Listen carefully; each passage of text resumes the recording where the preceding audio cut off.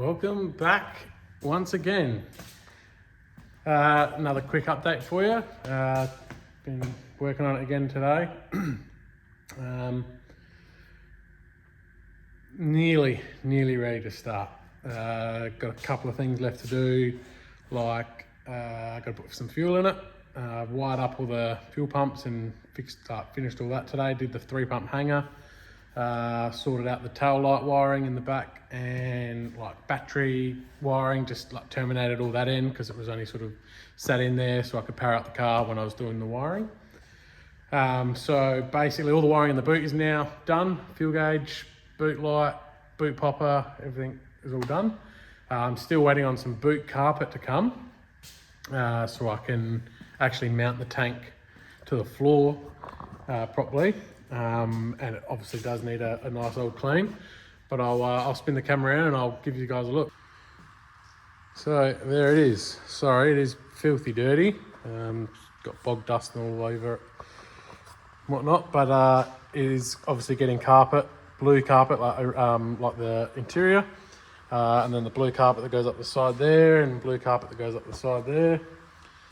So yeah, mounted all the battery today. Just going to tidy up some wiring there. Got a relay down the back there for the fuel pumps. So that's the way I always do my fuel pump wiring. Run one single cable from the ECU, which is a positive trigger, into the relay. And then that's a 70 amp relay because I've got 3 Walbro pumps in that hanger. So yeah, that'd be 170 amp relay. And then I just got to put a fuse and whatnot. That's actually, I forgot to run a cable for the boot light, so that's why that's there, silly me. But anyway, it's got to fuse that and fuse the feed for the relay. The way I mount those battery boxes is I just steel plate on the bottom of the actual box, and then either use big body washers or steel plates again underneath, so you're basically sandwiching the plastic box between the floor and the steel. That's what the engineers asked for. And I actually do have to drill a hole in the bottom just for a vent to atmosphere for the battery. That's what the engineer needs. And it's got to paint the hinges, because I was originally going to paint all in this boot. I was going to paint it body colour, but then we sort of steered away from that. It's in Raptor at the moment, just Raptor coat. So yeah, I decided some nice carpet in there, carpet up the walls, leave the tubs black, and there's a carpet bit that goes over here as well, factory carpet bit. So I don't know if you guys have seen this, but that is where you fill it up. And this was my first ever aluminium TIG job I ever did, so I made this myself, this whole tank, and it actually has some angles on the back of it, and it's painted in that bronze grey colour, which is the same as the motor and transmission. Yeah, so that one there is for the emissions, and the regulator is actually mounted underneath the floor. So there's 2 bulkheads here that go through, one's the return and one's a feed. And then there's a single -8 line that goes up to the rails. Yeah, so we'll finish all this off today. Deutsch connected it all. That's the fuel sender. And then that one there goes to there, which I did have it running across there with a bit of a bend. That's why there's a bit of a scratch there. But I think I'm actually going to remake this line to come under there and around like that. I think that would just look a lot neater, because it sort of did run like that. I wasn't too happy with it, so I'll remake that line tomorrow. I would like to carpet the boot lid. If anybody knows anyone that makes them, that'd be handy. I'd love to do that. But yeah, it has got a boot popper in it, which I've wired in and mounted up in there. With the original glove box, what would you call it, like the switch, the yellow switch or button. And that's the engine bay now. I am actually waiting on another radiator to come because silly me, when I TIG welded this, I actually buggered the core on this one, so I'm waiting for a new one to come. That's no biggie. It's a lesson, not a failure. But yeah, fuel lines are all on and ran now, so there's a single line that comes up.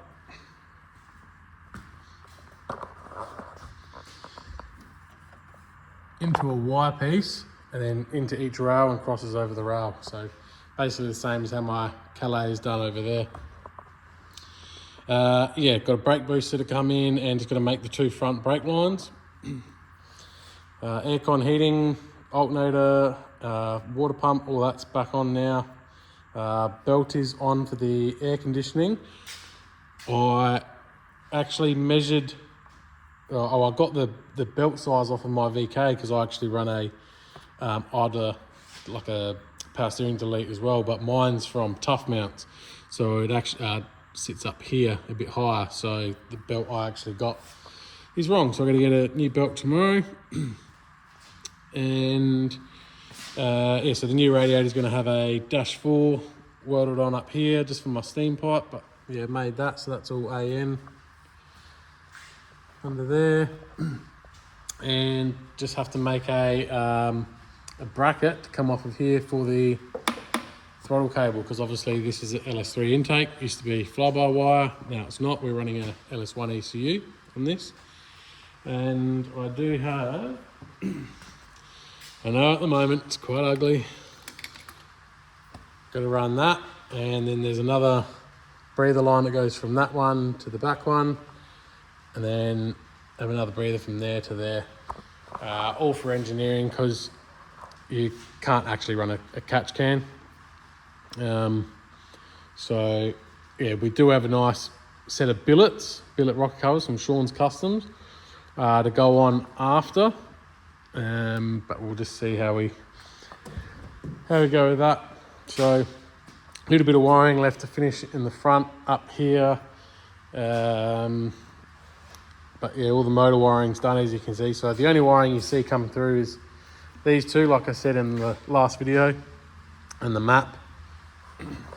And then I actually think I might de-pin these and get those little boots that clip on here and come down just to make them a little bit neater. But as you can see, the cable is all sort of tucked under this rail here. This is a pair of Holly rails. I just tried to hide everything as nice as possible.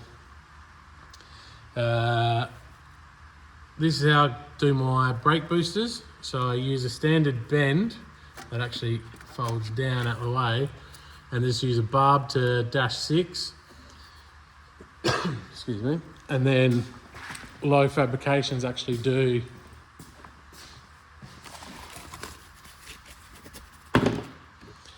one of these that goes on your booster as well, so that's what I'll have on the booster. So it'll be a braid as well on the back.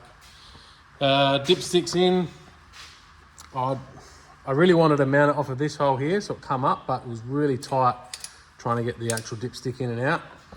So that's a bit of a bummer, but you know, it's not the ugliest thing in the world. I've just got to put the transmission lines on, which will run from up here, and like I said in the last video, to here. And then I'll mount the dipstick for the transmission, probably off a bracket off the back here. The one in my VK is actually mounted on the firewall, but yeah, I think I like to keep it on the motor. But yeah, obviously it needs a nice old polish up and clean up, but it's come up pretty nice. So this is the underside coming together. That's what the tank looks like from underneath. And like I said, so fuel regulators mounted here, just a little bracket that's been drilled and tapped to mount it. And then like just bulkheads everywhere, so it's all braced.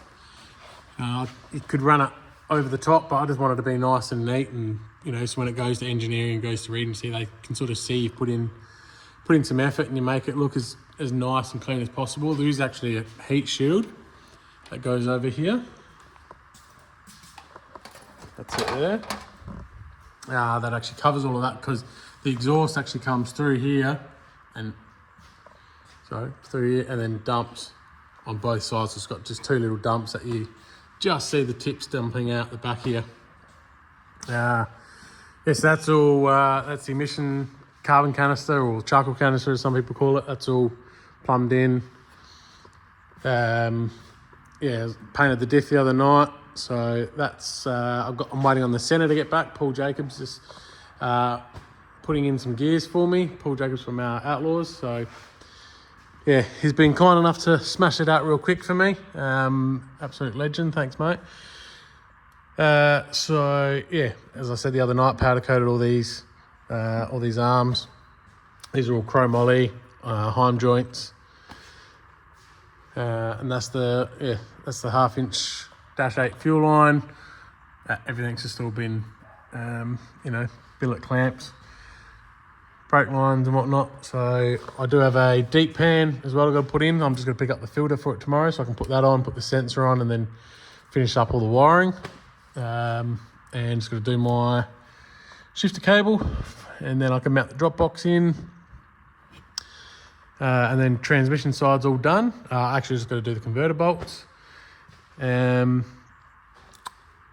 about it for under here.